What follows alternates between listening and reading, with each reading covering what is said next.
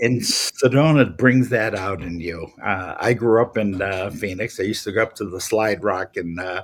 Sedona. In fact, I was just there during the holidays Mhm. driving home. I had a friend with me, and I had to go deal with my aunt's passing, Mhm.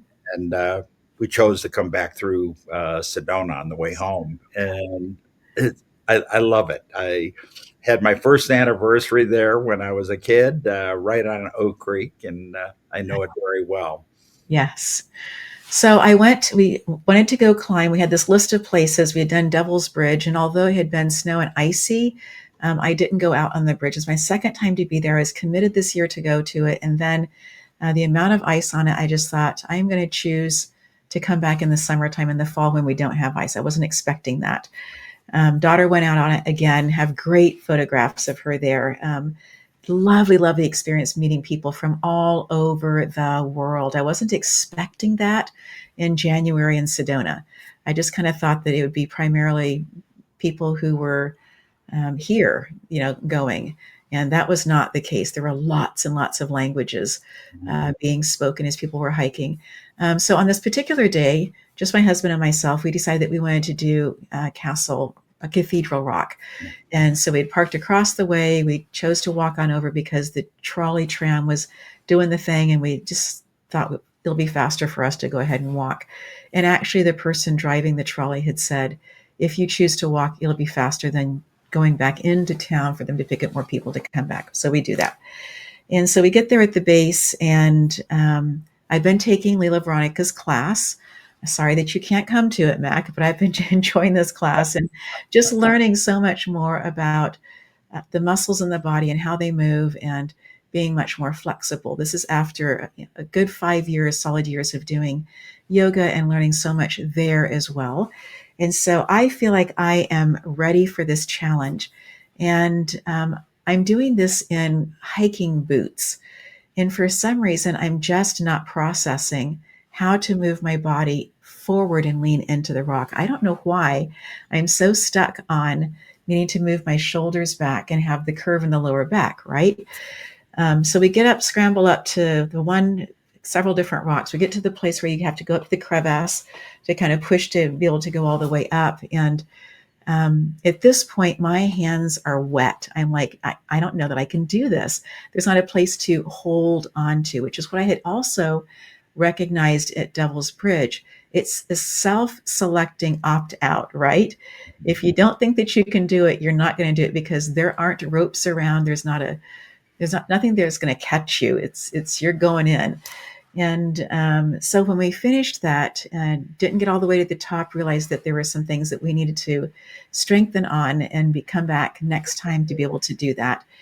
Ended up going on the walk around and ended up at the Oak Creek River and hadn't seen it on this particular trip. And that the magic of that, Mac, of being on a trail, being disappointed that I didn't do what I thought I was going to be able to do, and then coming to this place and hearing the rush of the river in the wintertime, full, churning, dancing. It was just so vibrant to be there. And I had to go over and put my hands in it. Such a beautiful, beautiful experience. I'm so glad that one thing didn't work out so that the other thing opened up into this magical experience. Well, in being able to embrace the difference at that moment, recognizing that kind of goes back to your comment earlier about how do we make choices. Sometimes you just have to embrace it. Maybe you get to think about the process, but Right. maybe the opportunity is make up your mind. Are you turning left or right? Yes. And along the way, because the first map we were able to take pictures of, we could see it clearly. And I had learned this years ago. If you get a map, take a picture of it. Just, you may not use it, that's okay. Have it in case you need it. So then we go along and we keep following the trail and we come across maps that have been damaged. And so you really can't tell anything on it.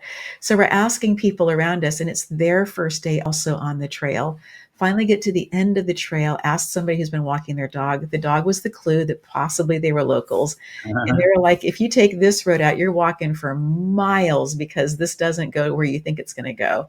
All right, let's take the trail back because we know that this trail is going to work, right? And so, again, just the beauty of taking in the information around, being curious, not sure how it's going to work out, and yet choosing to move forward. And it was one of the best hike days. And then the next day to go a whole different direction and find what became our very favorite hike of all for all the years that we've been in Sedona, all the different hikes that we've done. Here we are, 16, 15 years of different points going and finding yet this other trail that turned out to be so, so special. Truly wonderful. And it's fun when we get to do things repetitively. Yeah, as you're talking about with Sedona. Um, I've done that with Sedona. And if you're driving up from Phoenix and seeing all the difference from Phoenix to Sedona, it's amazing. It is.